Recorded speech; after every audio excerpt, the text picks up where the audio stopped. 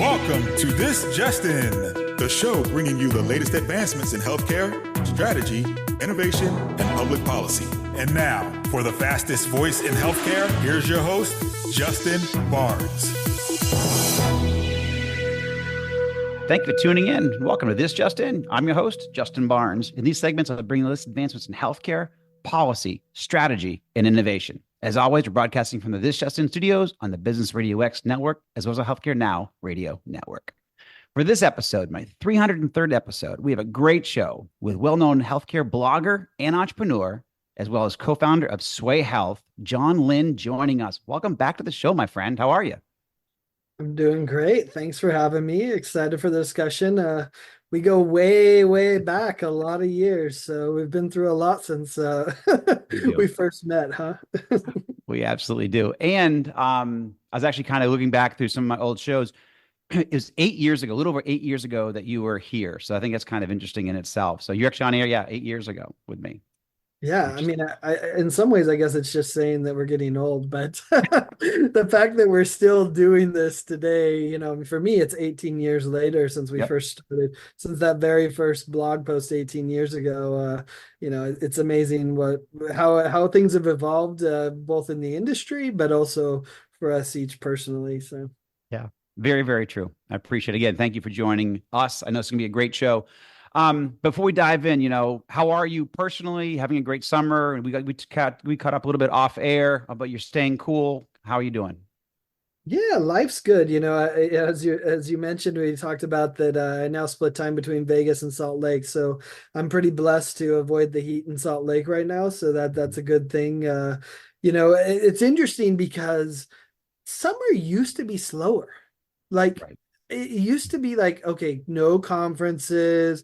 It was a time to catch up on projects that, you didn't have the time because everyone was, bugging you for time, or you had to travel or whatever. But I think COVID ruined that. Because we're all virtual and because we're all, you had to move the conference schedule. I think COVID kind of ruined that. So this summer has been as busy as any other time. And then of course I have 5 kids now, so that's all busy with trips and vacations and summer camps and whatever else. So, but it's interesting how that's evolved from an industry perspective. I've been to a number of conferences. I have Epic UGM coming up, right? I mean, they're all during summer, which used to be sacrosanct, and now it's not anymore. Right. I agree completely. I'm busier now. Every day gets busier. And it is partially to do with COVID because we're so efficient remotely now. It's just kind of how we operate. And so, yeah, I didn't even really think about it, but you're right. I mean, my days are pretty intense. So you're going to the Epic UPM or UPG, I guess it is. UGM. Yeah. UGM. Yeah. I don't know even what is UGM, but anyway, a lot of them you do it. Next Gens is UGM as well. Right. It's interesting. That's been part of the evolution of healthcare IT today for us. And we've always loved the user conferences. We've had people invite us to come keynote their user conference because we're so into everything that's happening in the industry, which you understand from your Greenway days. But so many of the EHR vendors, they're having success with their user conferences. And I think, again, this was another COVID thing where, okay, I can't go to any conference, but the one conference I am going to go to is the thing that I use 80% of the day, which is the EHR. And so the user conferences during COVID did amazingly well when many of the other kind of multi-purpose conferences, if you will, didn't do as well. Anyway, so we've seen that evolution with healthcare IT today, and we love hearing firsthand user experiences with the technology, first of all. And then second of all, we've gone all in on video and being able to do video interviews. And so many of these user conferences are hiring us to come and interview their users, their customers, to be able to share those stories. So yeah, I'm going to Epic UGM, Oracle, ECW. We did Greenway before, that was Colin, and Next Gen's on the list. We have the full list. Even Charm Health is on the list. We're going to do Direct Trust. So yeah, let's just say fall is going to be even busier than summer.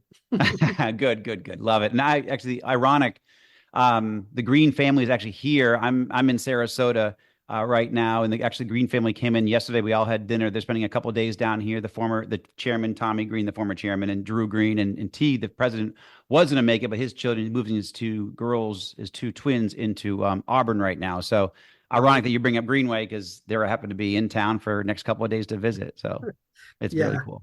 Oh yeah, Exciting. Meditech's on my list too, so I can hit the big three, on the acute care side. Yeah, But that's no, I perfect. mean it's amazing though, like how that's all evolved, right? And Mhm. what's it really is anything going to disrupt the HR? Many people come and ask me that question. VCs come and say, "Hey, who should I invest in that could disrupt Epic?" Right. And I look at it and I'm like, I'm not sure anyone can, especially as a system of record. Right. And being Right. clinical voice, which we may get into later, like that could disrupt it in some really interesting ways.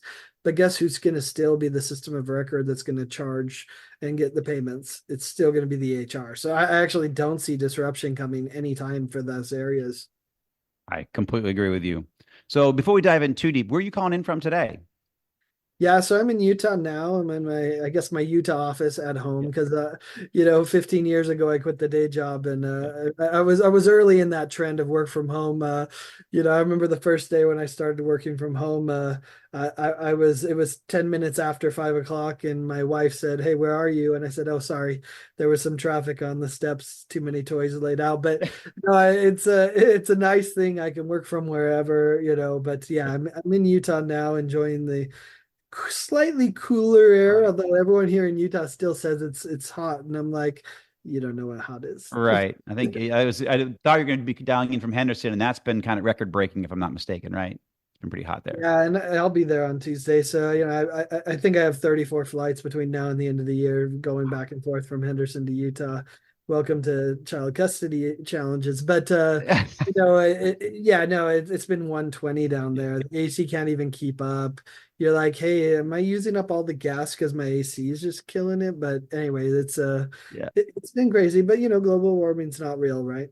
So Yeah. That's a whole nother conversation. How it did is. you, so we've known each other, yeah, almost, I guess, probably 20 years almost at this point. But what 18, yeah, 20 years, but how did you first find your way into healthcare? I was working at in Hawaii at BYU Hawaii doing IT support, all their servers except for the financial ones. And I wanted to get back to the mainland because I was having a bit of rock fever, I'd say. Hmm. Hawaii's great, but has a lot of downsides as well. So I looked around. I got a job at UNLV in their health and counseling center, really to implement their electronic medical record. So I was still working in higher ed, but then I ended up implementing their EMR, ironically from Atlanta, back year old stomping Yeah. grounds. Yeah. And so, I was a EHR out of Atlanta called Medicat and Yeah. implemented that. About 6 months in, I was just bored on a weekend, right? And what do tech guys do when they're bored on a weekend? I Awesome. started a blog about EMR. I think, for me, it was more learning search engine optimization. I was trying to share my expertise because EMR stuff at that time was so new. I was like, Yeah. let me share what I learned with other people. And I worked really hard, got to 1,000 page views a day within 6 months, made it to the first page of Google for EMR, in that 6 months. And so I thought that was awesome, but I was making, essentially what I call date money. Well, Yep. fast forward 5 years and the stimulus package of $36 billion. Well, it worked for me. Yep. So, blew up the site and that Yeah. allowed me to quit the day job and be able to do full-time. Yep. No, I'd say, media company, right? We've published 17,000 articles over the 18 years, which is just Yeah. incredible. Like, I don't even know how Awesome. to process that, Right. honestly. Yeah. Like my body probably fills every one of those posts. But, now we're up to like 700 podcasts with video and audio as well. So, that evolution, Yeah. that's the interesting part too for me is we started fully blogs, right? It was blogs, SEO, eventually did social media, email, etc. But now we're kind of video first. If someone wants to do a story, I'm like, Mhm. let's hop on a video. I don't really want to write an article anymore. Right. Nope, I completely agree. That's actually how I got into it 10 years ago. I was doing a lot of thought leadership before, when I was full time with Greenway and busy, I was doing thought leadership writing. But when we sold the company, I knew, well, actually, Roberta knew from Healthcare Now Radio, knew that I was going to take some time off. And she said, why don't you just do a radio show? Just talk to your circle. You have a great network of peers and friends and colleagues. Just talk to them on a regular basis. And we'll create a radio show around it, wrap a radio show around it. And here we are 10 years later. It was a great idea. So to your point, we wrapped, really at that point audio, but now we're wrapping video around it as well and not really writing as much, but I still got back into thought leadership recently just because I'm so passionate about value-based care and CCM and chronic care management, all that stuff. But I agree with you. This is much easier. So. It's funny you say that because I've been debating in the evolution of healthcare IT today. We have, a good 20 or so of us in the team creating content, distributing the content. So we've grown much beyond where it was just me writing in my bedroom, right? But Right. I was thinking about it. I was like, man, I think I need to do more. I would call them like rant pieces, right? Like, or passion pieces, Yep. that it's like, oh, because we have so much content. Like we literally at Healthcare IT Today have so much content that we can't publish it all. Yes. Almost, and we're publishing 3 articles a day, and sometimes 4 articles a day, because there's just so much content. And yet I'm like, that I just I haven't even needed to go and create that rant piece or that insightful overview piece. And I'm like, I should probably like start making space for that, because I think people do enjoy someone who lives, eat, breathes, and sleeps health IT the way we do, Right. writing about different industry trends or perspectives of what's happening. So it's funny that you're doing the same thing. Yes. It's like, oh, I need to probably like Get do back this into more often. I think people would value it. Yep, I totally agree, and I encourage you to do it because that's kind of where I had not done it. I did it sporadically over 5 to 7 years, but now over the last 6 months, I've been more dedicated to putting my thought leadership together, putting my ideas and strategies, and sharing them, and they've been well consumed. So I would highly recommend you do it because there's a dearth out there. There's getting less and less, or at least they're like none of my content's paid. You can't pay me to write an article. So there's no there's no bias. It's like truly what I'm learning, feet on the street out there in healthcare systems. And I think that's what people need. They need unbiased information, not, well, you work for a company, so you can spit out this kind of content. It's nope. You put your true thoughts and feelings and what best practices, key strategies. You put that together, it'd be very well received. See, we have a different perspective, which is everyone pays us, so we're biased to everyone. It's like the opposite, but yeah. Well, as long as you're biased about being unbiased, I mean, you're biased about being everything, so you can kind of talk about everything and then make up their mind. So how's that? Yeah, well, and that's what, that's how we approach it, because there has been this evolution of sponsored content. I remember you and I having that discussion at HIMSS, and you're like, hey, I'm all in on this, but my marketing person, you got to convince him, right? We had that discussion, and I was like, and it's evolved a lot, this idea of sponsored content and is it paid for? What we found is that if we provide value, no one cares if it's paid for. Now the question is, are you providing value, right? And how do you ensure that you are providing value? But our readers they'll know, right? They can read through the tea leaves, right? And if you put out crap that's just trying to sell someone, it doesn't work for the vendor, it doesn't work for us. So luckily we have a good community of people who understand it's all about value and providing value, not selling their product. If they provide value, they'll sell product on the back end. Right. No, it's good perspective. So in that direction, give a couple, a minute, 30-second overview of Swaay Health and some of the worlds that you're tackling now, perspectives. Yeah, so a little small bit of history is Healthcare IT Today is our health IT publication. Started off as EMR and HIPAA, EMR and EHR, all those old brands that we combined into Healthcare IT Today. We've been doing that forever, and many of our advertisers, one in particular came to us and was like, "Hey, is there a healthcare marketing community?" And I'm like, "Sorry, not." Right. She's like, well, "You should create it." So I think 11 years ago, we started what was originally called HIPMIC, now called Swaay.health, Swaay with 2 A's. And that's our healthcare marketing community.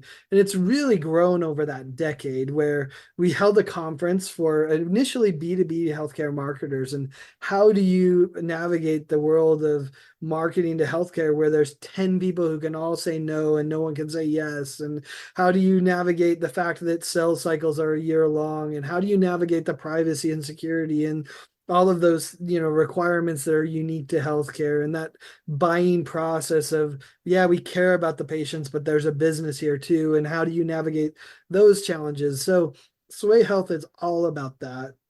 And then I'd say I forget if it was a year and a half, 2 years ago, we really broadened Swaay Health, which is why we actually rebranded from HIPMIC, which is the healthcare and IT marketing community, to Swaay Health, to be more broad and inclusive of the healthcare provider marketing organizations. So at this year's conference in Atlanta, again, back to the Atlanta connection, but we held it there, and we had all these provider marketing organizations come as well. So hospitals, health systems, medical practices, some HIEs, some other organizations like that, to say, how do you market to patients? And so we expanded the conversation so that we could include them as well. There's certain topics that are, specific to provider organizations, like driving a specific doctor or procedure at your organization or service line, depending on what it is, right? Or maybe they have internal communication, which is part of what they do because they have 22,000 people in their organization that they need to communicate with. That becomes a big topic for them. Whereas on the B2B side, you're like, well, there's 30 in our organization, there's 100 of us, right? Like, that's not the same type of problem that they have. But then there are some that overlap, like SEO. Applies to provider organizations and B2B health IT companies just the same way. Social media is often similar, et cetera. So that's really the Swaay Health community. We have the publication, podcast, newsletter, everything is along with it, along with the annual conference. Yep, I love it. I want to participate next year for sure. So running down the track of thought leadership is what I love to focus on. I know you do as well. So, the majority of my listeners are C-suite executives, mostly in healthcare, but what are a few trends that you've seen out there that you'd like to share with them from a thought leadership and from a trend perspective? Yeah, I mean, I'd say in healthcare in particular, there's probably three macro trends. AI, everything. I mean, even if it's not AI, it's still AI, and they'll market it that way. The second is the security, which is like the thing that keeps executives up at night saying, man, what's going to happen? And we saw that with CrowdStrike, with Change Healthcare, with Kronos, et cetera, these massive outages that happen. Some of it's more updating, not security, but similar business continuity, as part of it. And then the third one is workforce, just people burnt out. I think there's a societal burnout, but within healthcare, there's even more burnout because there's this conflict of mission versus like business, right? And so I think that a lot of people in healthcare are suffering from that burnout. And how do you reconcile those two sides of things? So I'd say those are kind of the three macro trends. And then within that, I think that it's really interesting because the AI everything actually can apply to all three and kind of impact all three. And so the challenge that I think we see now is, how does a leader know what's real and what's not? And I think that's the question everyone's asking themselves, is like, hey, this AI stuff looks cool, but how do I really use it? How do I put that into practice? Does it actually solve burnout, or is it going to cause more burnout for my organization? Right. Like, these are real questions that they're having. Yep. Nope. Excellent. And for those that may have joined us a little late, my special guest today is well-known healthcare blogger and entrepreneur, as well as co-founder of Swaay Health, John Lynn. So, and I completely agree with you on your macro trends. So what are a couple of best practices that you would offer to navigate those successfully? Or where do people look? How do they, begin to navigate them, or, study more, learn? Yeah, I have two ideas on that. The first is, look at the confluence of multiple trends. So the most exciting things that are happening are not AI. It's not communication. It's not, like all this data and cloud computing. It's the confluence of all those things, where you take all of this data that we have in healthcare, and then we use AI to make that data useful. And then we use all the communication channels of smartphones and always on connectivity and text messaging and everything that's available there. And you package it in a way that you can actually make an impact. And so I think that's where healthcare has probably fallen short more than any other, place, is how do we package all these technologies and all of these opportunities to make a difference for the patient, or to make a difference for the provider, or, whatever it might be. A great example of that is ambient clinical voice, or AI medical scribe, or however you want to call it. That is finally packaging a wide variety of technologies, from natural language processing to AI, Gen AI, generative AI, to be able to create the note, to list, the connectivity that we all have a device that has an amazing microphone that can listen to anything, right? And be able to do it. And it's packaged in a way but saying, I'm going to make this useful for the doctor. That is a amazing thing. And we need more of that in healthcare. The second one I would say for leaders is dip your toe in the water.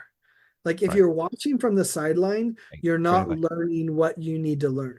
If you don't dip your toe in the water, if you don't try some stuff and fail, then you're going to miss out on the learnings that you need to. You can learn a lot from reading our sites, listening to our podcasts, right? Talking with peers. But the only way for you to really understand the macro trends is to dive in and experiment. Now, great advice. And actually, ironically, you bring that up. My previous call before we did this show was on this exact topic, but around disaster recovery and working with a large health system because of CrowdStrike and what happened with Microsoft and so forth was, it was business continuity was significantly affected to what you just brought up. Security was affected. So now we're looking at a whole brand new disaster recovery strategy. And and I brought some thoughts and leadership to that conversation. And it was I gave them the exact advice. We've got to act though. You've got to now really, truly take this more seriously and really move in this direction because it can happen anywhere, but it's time to act. It's time to get your hands into this pot. And also where AI, I mean, I brought in the whole generative AI and AI in this conversation because AI can actually pick up a lot of the workloads that you were relying on employees to do, and also some of the breakdowns in that process.